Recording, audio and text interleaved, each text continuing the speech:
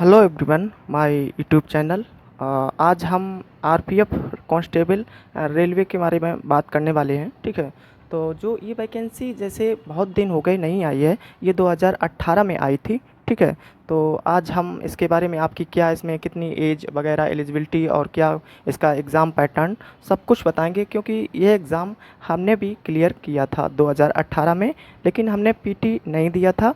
इसका आसनसोल में मेरा पीटी फिज़िकल एग्ज़ाम था। ठीक है, तो हमने इसको छोड़ दिया था। ओके, तो देखो इसकी कुछ कट ऑफ हाई जाती है, तो अगर आप इसकी एग्ज़ाम की तैयारी करें तो अभी से इसका पढ़ने लगें तो ये एग्ज़ाम बहुत जल्दी यानी इसकी वैकेंसी बहुत जल्दी आने वाली है। ओके, ठीक है, तो इसमें क्या है कि आरपीएफ कांस्टेबल की हम एज बता रहे हैं। इसमें एज आपकी 18 से 25 होनी चाहिए। ठीक है, आप 18 से 25 के हैं तो आप इस वैकेंसी के योग्य हैं। ठीक है, और आपके पास हाई स्कूल होनी चाहिए, सिर्फ हाई स्कूल, कुछ भी नहीं, ना तो कोई डिप्लोमा, यानी कि आपके पास हाई स्कूल है तो आप इस एग्ज़ाम के योग्य हैं। ठीक है, एग्ज़ाम पैटर्न इसमें क्या होता है कि 50 जीएस क्वेश्चन आते हैं जो कि, और 35 रीजनिंग से आते हैं और 35 मैथ से आते हैं।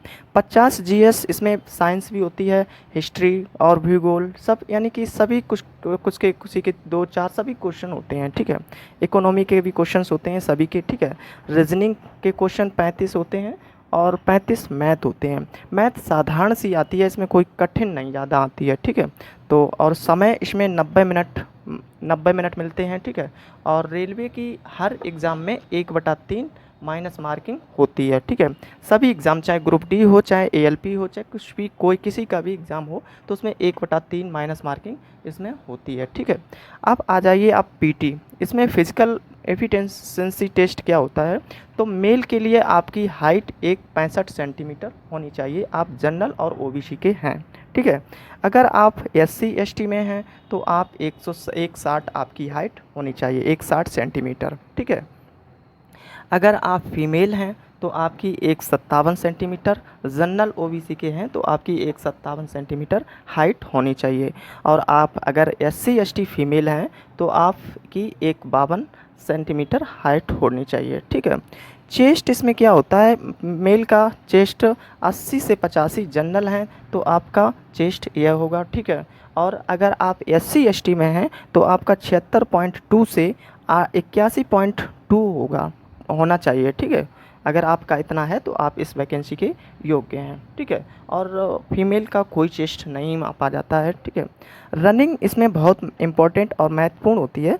कहने का मतलब, अगर इसमें आप 1600 मीटर 5 मिनट 45 सेकेंड्स में अगर लगा लेते हैं, क्योंकि बहुत इंपॉर्टेंट है, अगर अभी से इसकी प्रैक्टिस करेंगे तभी, क्योंकि इसीलिए हमने इसका छोड़ दिया था, रनिंग इसमें ज़्यादा होती है।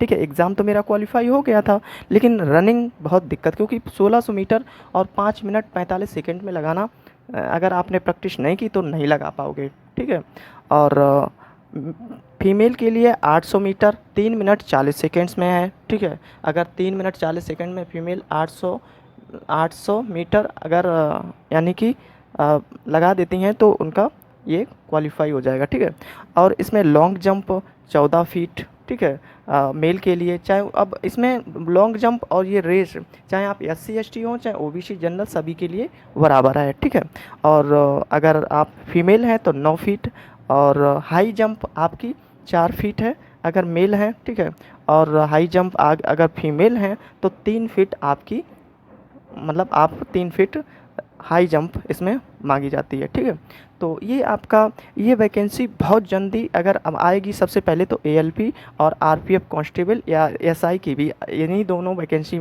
जल्दी आएगी रेलवे में। ठीक है, तो आप लोग देख लें, और अगर इसमें कोई दिक्कत हो तो और भी आप कमेंट बॉक्स में पूछ सकते हैं। ठीक है, तो ये आपका हमने आपको समझाया है, तो यही, अगर आप इसमें आप योग्य हैं सभी तो आप इसकी तैयारी कर सकते हैं, क्योंकि पेपर के बाद, मतलब एक वैकेंसी आने के बाद इसमें टाइम नहीं मिलेगा। ठीक है, तो अगर आप हमारे चैनल पे नए हैं तो आप सब्सक्राइब कर लें, जिससे हम कोई भी जानकारी इसी तरह की देते रहते हैं, जिससे आप देख लें। ठीक है, ओके।